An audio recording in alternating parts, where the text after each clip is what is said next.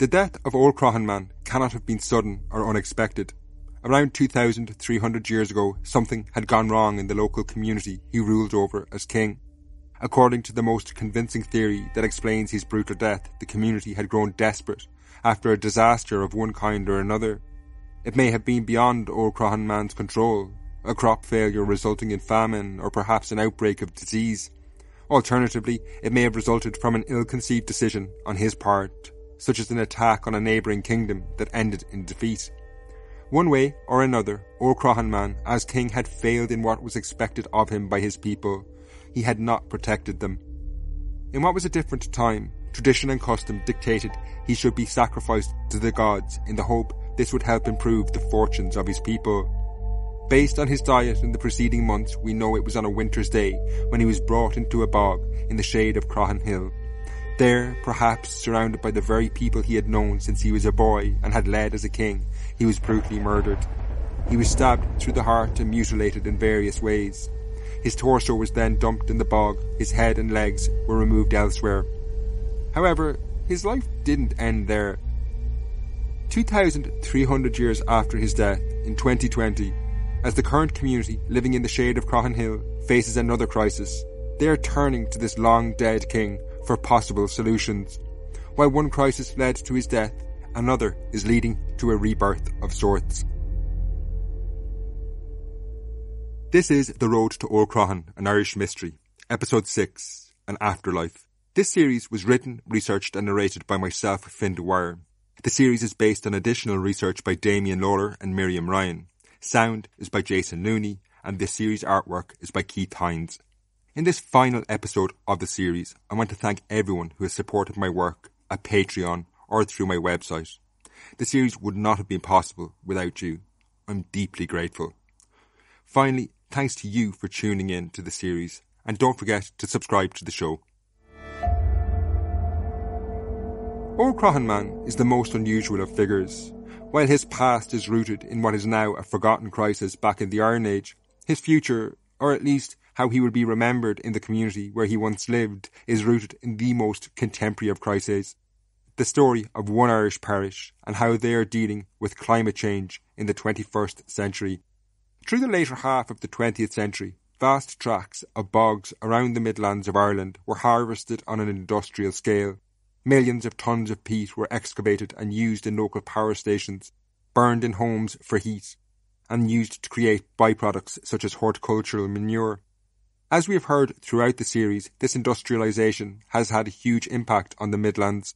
It provided good jobs in an area that had previously struggled economically. It quickly became the centre of life in places like Croghan. Brendan Swan, for example, who runs the Boardnamona factory at Ballivor, County Meath, where Cloneycabin Man, another famous Iron Age body, was discovered, explains this well. Oh, it was part of the whole social fabric of Ireland for the last 50 years, you know. And there was families reared and died on Boardnamona and the bogs. So there was, you know, every person who grew up in the Midlands of Ireland certainly would have spent, if they didn't spend a day or a week in the bog or a couple of years, you couldn't really say they had come from the Midlands of Ireland, because I don't think there's ever a person that hadn't spent some stage of their life in a bog, whether it be only for a day or an evening.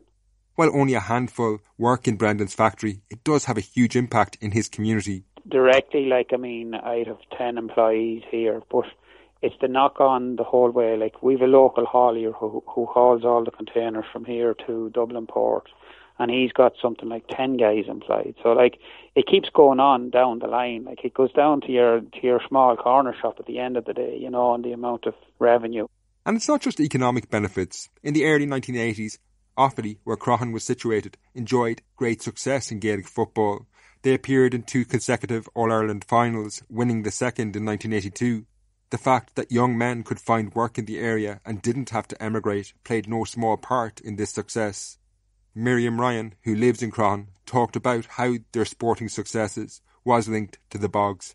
There was a recent documentary about Offaly's Gaelic success in the 80s, which part of it was credited with the employment that was in the area to sort of hold the population, and in particular the young male population, that these lads weren't away on, they weren't across the water, they weren't even in Dublin having to come home for training, that they had the expectation of employment locally, and they were available then for other aspects of community life, like the GA, but lots of other aspects too. However, Offaly, and indeed the entire Midlands, is now facing a severe crisis. The peat extraction, long central to life in the area, is coming to an end very soon. It has to, if Ireland is to lower greenhouse gas emissions and play its part in averting the worst impacts of climate change. Naturally, however, these are very worrying times for this community. It's not just about the loss of jobs, but as the Croghan native, Damien Lawler, fears, the social impact on the community could be catastrophic. Damien is a history teacher, but also coaches athletes, and having travelled to international race meetings, he has seen other communities devastated by similar changes and fears this may be what lies ahead for Croghan.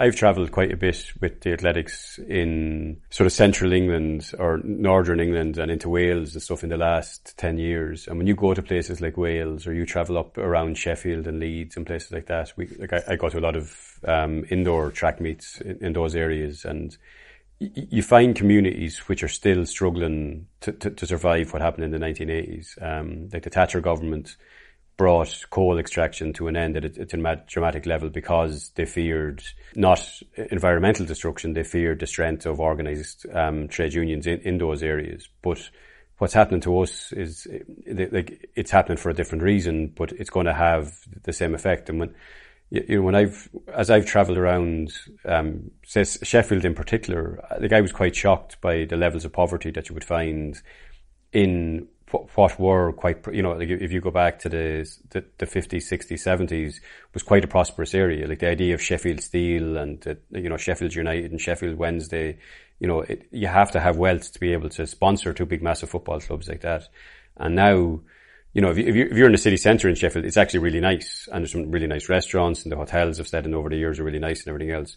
But within half a mile of those city centres, you see a lot of poverty and stuff like that. And you wonder, will the same thing happen to towns around the Midlands? Because the multiplier effect that would have come from the ESB and the Board of Mona. So if they were paying out wages that were maybe worth 10 million a year, but all of that money spins around the economy. So every mechanic, every shop, every barbers and all of that, they rely on the economic benefits from that.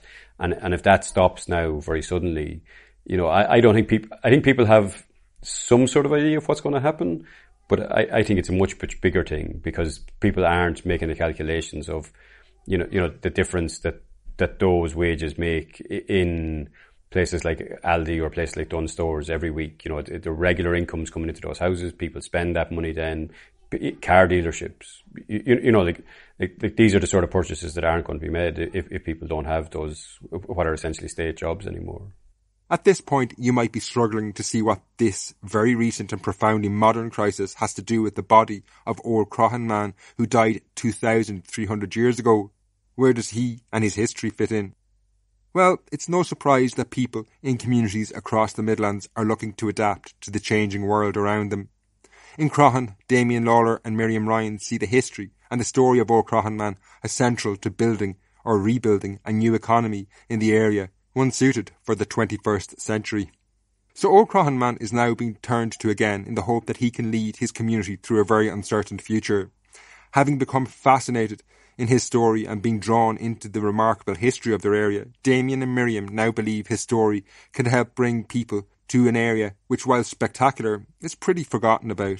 I like that, as a community, that we find some way of commemorating Oldcroghan man and the people who lived here for thousands of years.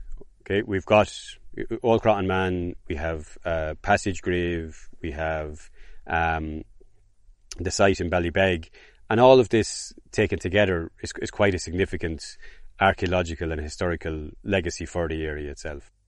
If we can harvest rotted vegetation and make an industry out of that, there should be a way that you could take that legacy, that history, and bring it together in a way that can keep people interested in history, but it can also bring in viable economic aspects for the community. To this end, they have started walking tours that are a short hike, bringing people to the places mentioned in this podcast, where Oldcroghan Man was inaugurated as king and where he died. It's the very definition of living history. So we begin by climbing up the hill. We can see from the top of the hill, we can see the passage tomb that's there, that the peak of that hill would have been the inauguration site. So if it is true that Oldcroghan Man was an ancient king, this would have been the site of his inauguration. So you can stand there and you can imagine what happened, how the people gathered, how he was brought up and acclaimed and I suppose anointed in his new role. And then you make your way down to the site where the body was found, and it takes a little while to walk. It's along some very nice country roads, down through some lanes and into the bog. And you can stand close enough to where he was found, and you can look back up on the hill where he was inaugurated, and you can really imagine yourself into the story. But it's not all just about Croghan, as Miriam explains. This is a story linked to places and events far beyond this rural area. When we started, I possibly naively thought that we were telling a sort of a local story about a local person, albeit back in antiquity. But what we discovered was, in order to tell that story, you have to look at the wider Iron Age society. You have to look at the way in which things would have evolved. The tour they describe is at times hard to define. While Damien and Miriam hope to celebrate Oldcroghan Man in his native place by relating to events that took place there over 2,000 years ago, it also reveals something I've kind of struggled with when making this series, and that's the unique way people in Croghan blur the lines of history. They weave a beautiful story and seamlessly glide between the world Oldcroghan Man lived in and the present day. Damien describes this well here. Just before you get to that sort of a peak area of the hill itself, you have a graveyard, and that graveyard is located on the side of the hill. And it's not the only graveyard. There's actually a graveyard, a medieval graveyard, which is the far side of the hill. It's much further down. But you have this idea of religious importance continuing from someplace between 4000 BC right up to modern day. So over 6,000 years, maybe you have you have areas of religious significance. Whether Oldcroghan Man helps his community through what are unquestionably difficult days ahead remains to be seen, but you can make your judgment by visiting Croghan. You can find out more about Damien and Miriam's tours at croghan.eventbrite.com.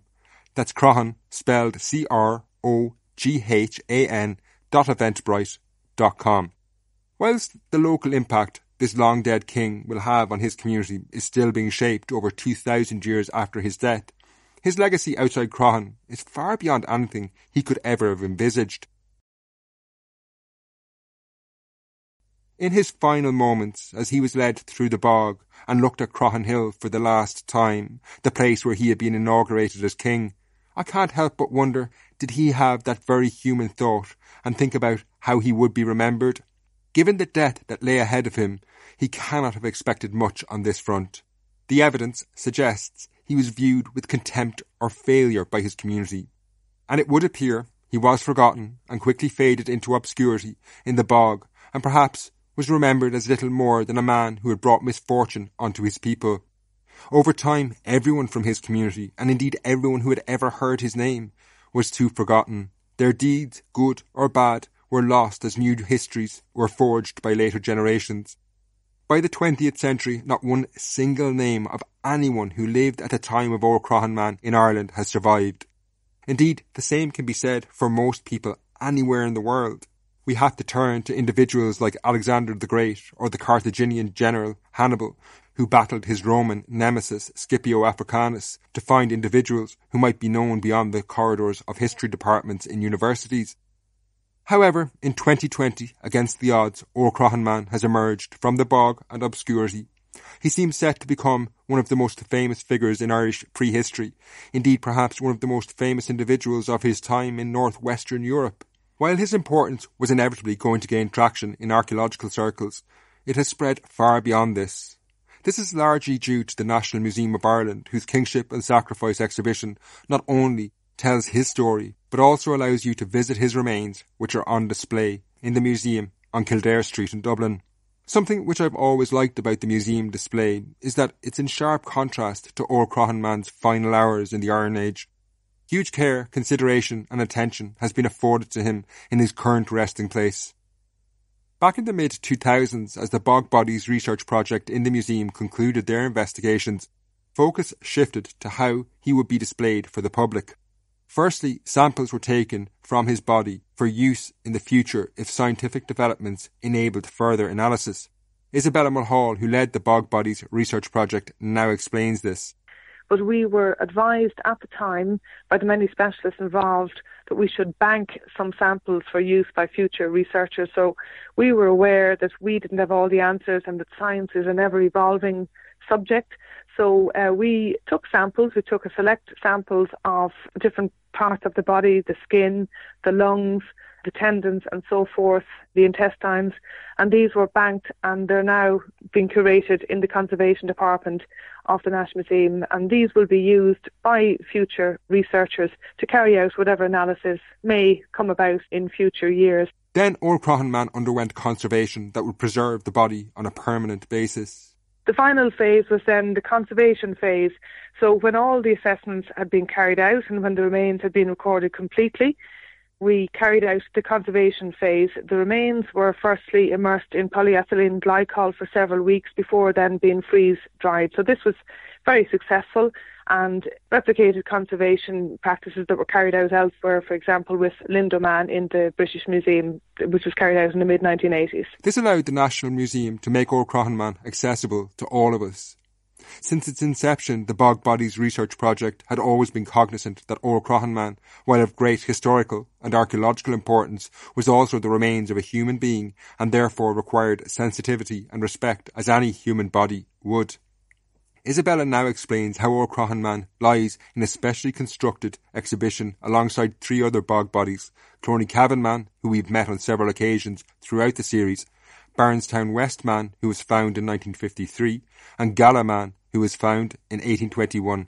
In order to display the remains in a very meaningful, sensitive and dignified way, it was decided, along with the exhibition planners from the OPW, that we would construct 4 circular enclosures, and the remains are encased within these enclosures. So the visitor can call to the museum, read all the information about the scientific investigations and then choose whether or not to view the remains. So as I said, the 4 enclosures are entered by a downward sloping passageway leading into the encased remains, and there are no text panels or no interactive panels within the enclosures. The space is very calm, the lighting is subdued, there are very restful colours used, and the overall simplicity of design, I suppose, lends itself then to the reverence and sensitivity that is afforded to these individuals. It's a very calm setting for these remains, and that's only right. Despite having spent months researching the case, I still find it remarkable that 2,300 years after his death, we can visit Oldcroghan man in the National Museum on Kildare Street in Dublin city centre, and he still looks as if he died very recently. It's an enduring legacy. This brings an end to this account of his story, or at least this chapter in his story. I have no doubt in coming years and decades, scientific advancements will unlock further detail about his life. One thing for certain is that Oldcroghan man will endure as he always has, long after we're gone. To conclude, I'd like to say that this series has only touched on parts of his story.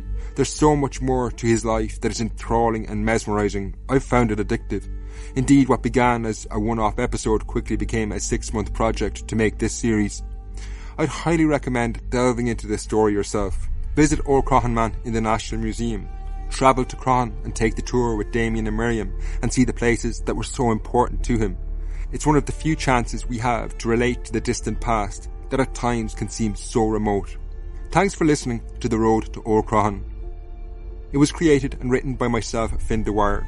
Sound was by Jason Looney. The artwork was by Keith Hines. Additional research for the series was by Damien Lawler and Miriam Ryan. The series was only possible because of the interviewees' generosity with their time, and I'd like to thank in alphabetical order Miranda Aldhouse Green, Kevin Barry, Mary Cassidy, Eamon Kelly, Eamon Lawler, Damien Lawler, Kathy Moore, Isabella Mulhall, Miriam Ryan, Vinan van der Zanden, Tom Scully and Brendan Swan. Finally, I would like to thank Ruth Dwyer and Nebo Mara for their feedback.